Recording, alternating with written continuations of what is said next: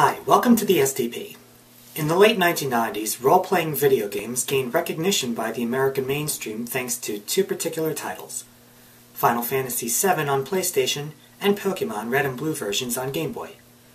Meanwhile, the Nintendo 64 had nothing to contribute to the genre, especially since those fine quest crafters at Squaresoft jumped ship to Sony's camp. In between those two landmark games, the Nintendo 64 got its first shot at the genre with a game simply known as Quest 64. Yes, it is a stupid name, bland and nondescript whether or not you mentally remove the 64 from the title, and it shows how little its American publisher, THQ, cared about the project. Elsewhere around the world, it got the titles Holy Magic Century in Europe and Elatail Monsters in Japan. I'll let you decide who got the best deal. Yeah, that's a pretty tough I like the Japanese name.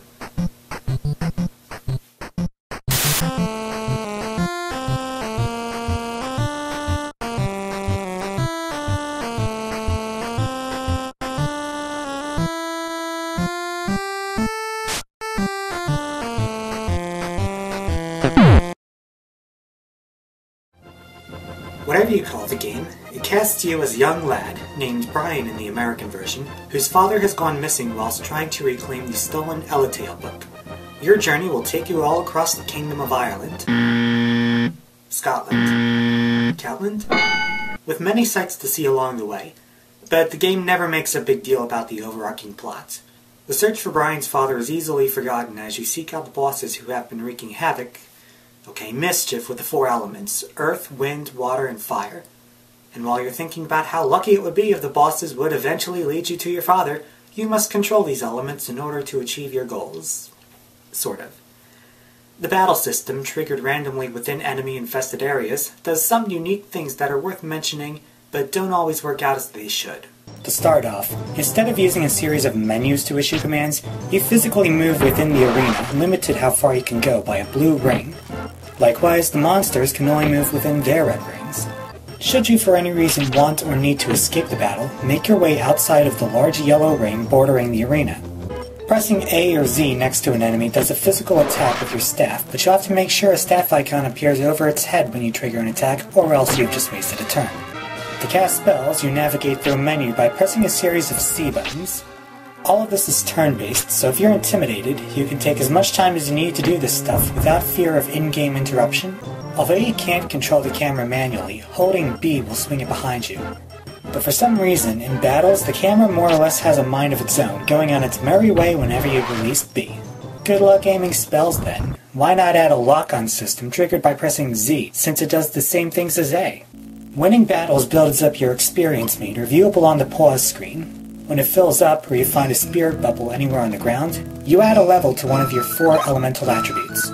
With each level, spells of that particular element grow stronger, and new ones are learned every 3 levels or so. However, your attack strength is directly tied into the total number of element levels you've gained, so your physical attacks will always do more damage than magic, even if you throw some enemy weaknesses into the mix.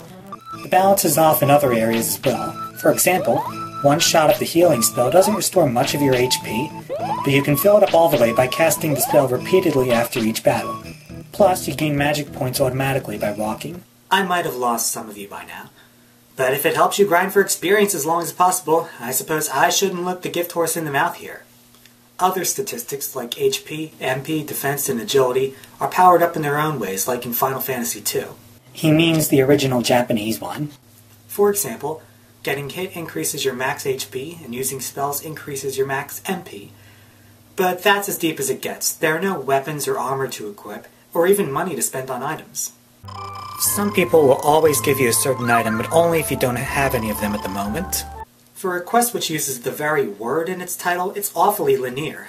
A hallmark of the major console-style RPG franchises is that the whole world is open for exploration from the get-go, assuming you could survive the encounters in more advanced regions. Not so here. You're constantly being shepherded within each region, unable to advance until you beat the boss, which, by the way, you have to do a lot of experience grinding to have a fair shot at them. It's linear in a literal sense, too. Once you spend an hour trying to make it through one of several dungeons with naught but a compass to keep you headed on the right track, constantly running the risk of accidentally turning around and wasting time in the wrong direction is a frustrating presence. One of the things that console gamers think of and expect from when a new RPG comes along is an epic, sweeping, memorable story. Something which Quest 64 fails to deliver upon. Whatever exposition is in this game is limited to the text boxes of ordinary conversations. It's too bad games like Zelda Ocarina of Time and the PlayStation's Metal Gear Solid had yet to be released at the time. Those two games showed the effect, if not the importance, of real-time cutscenes.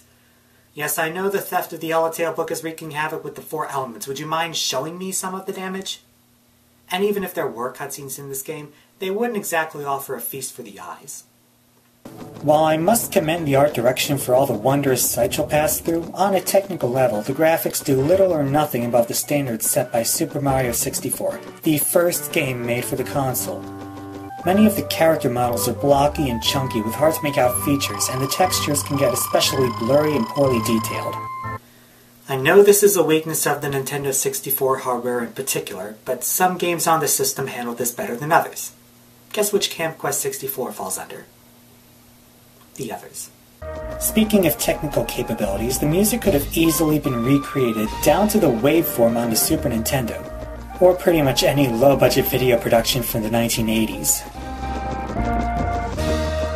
Quest 64 happens to be the first true role-playing game I ever tried, and it proved to be a good choice to get my feet wet in the genre. Not only does the concept of pressing buttons for actions instead of picking menu commands tie it into the action-oriented games I was more used to as a kid, but it is incredibly dumbed down, foregoing some of the basic concepts we take for granted, like money, equipment, and party members. In other areas, this game does have its intricacies, namely the combat and the magic and experience systems. The worst of the RPG snobs will get bored with this in no time, but if you open your mind, this game is worth trying out despite the lack of effort put into it. Quest 64 scores 55% with D+. This is Kevin with Ichigo, and you are the Resistance.